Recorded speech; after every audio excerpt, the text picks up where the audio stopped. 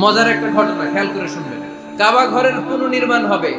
এখন কাবা ঘরের নির্মাণ শেষ, ওই হাজর আসাদ পাথর নিয়ে এটার কর্নারের মধ্যে সেট করা হবে। কিন্তু কে রাখবে? কারণ হাজর আসাদ তো যেন তেন পাথর নয়।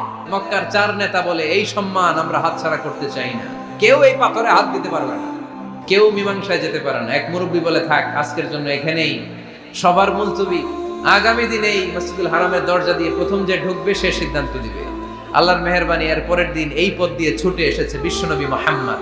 সবাই বিশ্বনবীকে বললেন, এই এই ঘটনা, কেউ তো পাথর ছাড়তে চায় না। বিশ্বনবী বললেন, কই পাথর?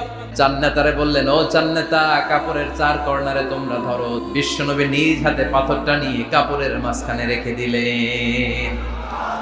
এবার বিশ্বনবী আগে আগে যায়, কাবার কাছে যে বিশ্বনবী আবার নিজ হাতে পাথরটা তুললেন, আবার নিজ হাতে কাবার ভেতরে রেখে দিলেন। পড়েন সুবহানাল্লাহ।